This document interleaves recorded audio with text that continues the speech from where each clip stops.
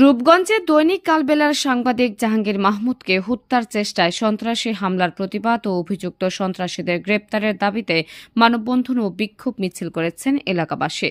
বৃহস্পতিবার দুপুরে উপজেলার ঢাকা সিলেট মহাসড়কের গোলা কাইন্দাল চৌরাস্তায় এই মানববন্ধন ও বিক্ষোভ মিছিল করেন তারা।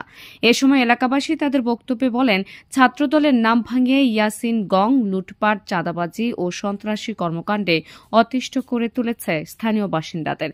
জাহাঙ্গীর মাহমুদ একজন সাংবাদিক, তাকে সংবাদ প্রকাশের জেরে হামলা করে ইট দিয়ে থেতলিয়ে আহত করেছে। সে এখন হাসপাতালে। আর যারা হামলা করেছে তাদের বিরুদ্ধে থানায় মামলা হলেও রহস্যজনক কারণে জড়িত সন্ত্রাসীদের গ্রেপ্তার করেনি পুলিশ। মামলা তুলে নিতে বাদী হুমকি ধামকি দিচ্ছে, তাই আমরা অবিলম্বে হামলাকারীদের গ্রেপ্তার করে শাস্তির দাবি জানাচ্ছে। এ সময় এলাকাবাসীদের মাঝে উপস্থিত ছিলেন গোলাকাইন্দেল এলাকার আইনুল সুলেমান, আব্দুল কুদ্দুস সোয়াল, বিউটি বেগম, খাদিজা জহুরা মুমতাজ, লাইলি মানসুরা মুহসিন, আব্দুর রশিদ মহিউদ্দিন, আব্দুল হালিম আলামিন বিল্লাল, হাবিবুর রহমান টিটু সহ আরও অনেকে। নাহার নিশি, সিএন বাংলা, ডেস্ক রিপোর্ট। গত 17 তারিখে একটা অতর্কিতভাবে একটা হামলা হয়েছে সন্ত্রাসী চাঁদাবাজির উপরে। হ্যাঁ, ওনারা আমার ভাইকে জখম করে এখন বর্তমানে হসপিটালে আছে ভর্তি। ওনার এর বিচার আমরা বিচার চাচ্ছি। এই সন্ত্রাসী বাহিনী, এই ইয়াসিন গংদের এখনো তারা বাহিরে। ওনাদের আমার ভাই হসপিটাল আছে, এখনো সে কেন বাহিরে?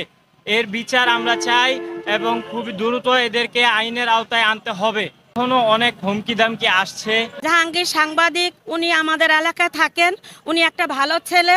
ওনাকে যায় আজকে কতদিন, এই 2-3 দিন হয়েছে, তার উপরে হামলা করে, তাকে ইট দিয়া পেটের মধ্যে আঘাত করে, তারপরে তার বুকের ভিতরে ইট দিয়া বাড়ি দিচ্ছে, সেই বুকে তার রক্ত জমা হয়ে রয়েছে। সেই ছেলেটা আজকে হাসপাতালে।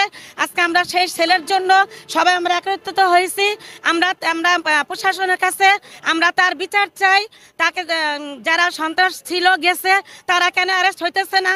কেন আমাদের ছেলেটা, ভালো ছেলেটা কেন আজকে হাসপাতালে লড়াই করতেছে? আমরা কেন এলাকায় থাকতে পারি না, কোনো একটা ভাড়া দিতে পারি না?